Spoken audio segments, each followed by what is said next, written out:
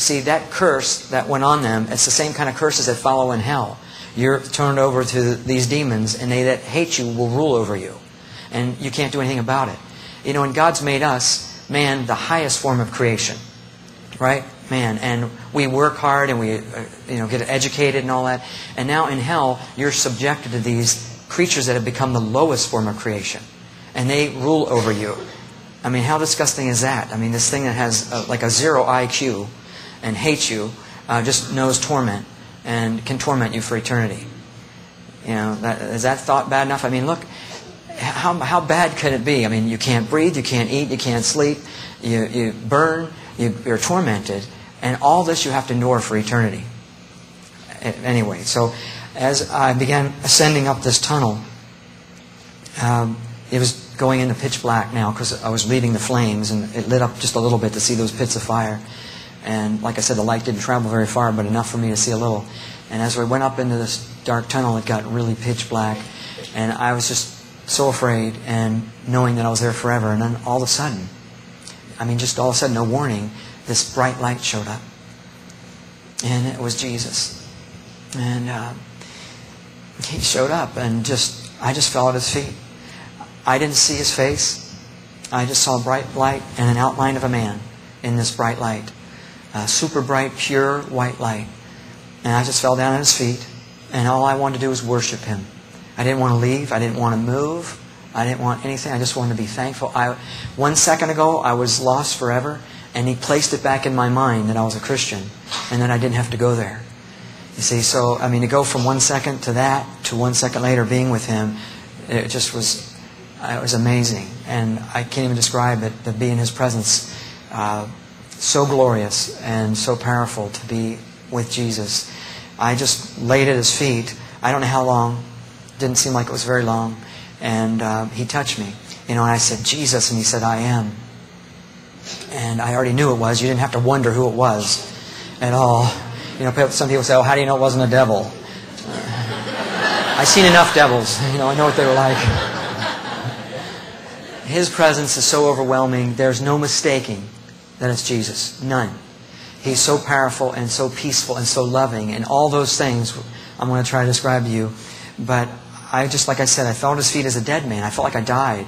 And just, I can't explain it, but remember in Revelation 1:16 where John said his countenance was bright as the sun, and I fell at his feet as a dead man. That's just what happened. I felt like that.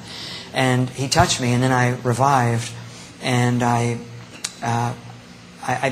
thoughts started forming in my head. I didn't really want to ask him a question.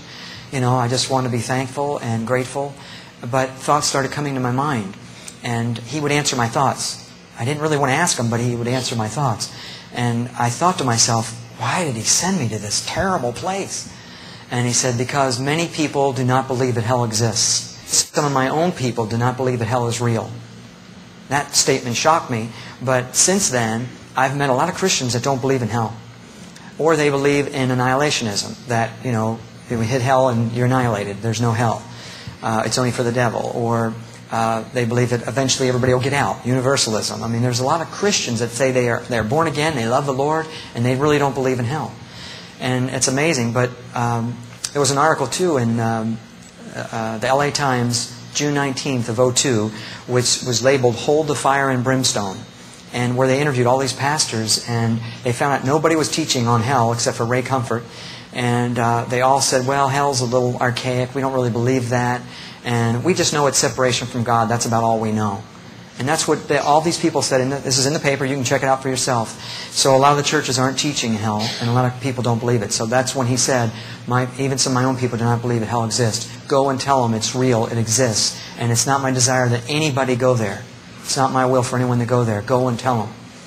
So I just thought to myself, yes, sir. You know, yeah, I'll go. I didn't even question it for a second. Being in his presence like that, you know.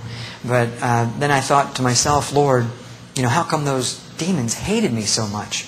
And he said, because you're made in my image, and they hate me. And John 15:18 says, they hated me before they hated you, Jesus said. So they have a hatred for mankind. They hate us. And they hate God, but they can't do anything against Him, but they can hurt His creation. And that's what they want to do. These demons want to hurt us and torment us. And I thought, Lord, I thought to myself, Lord, why did you pick me?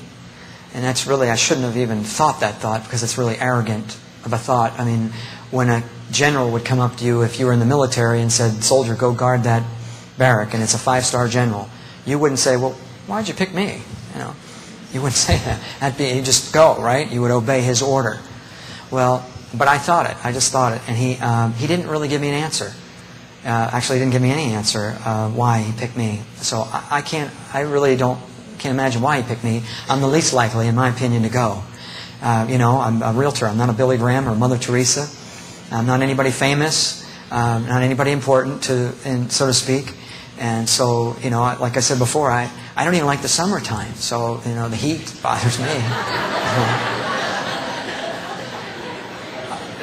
I love order and cleanliness, and I'm a fanatic about all those things, and hell is the antithesis. It's filthy, disgusting, stench, horrible. I mean, all of us would hate those things, but I'm like really extreme on it, okay? So, for me to go there, it's like I'm the last one, I would think. But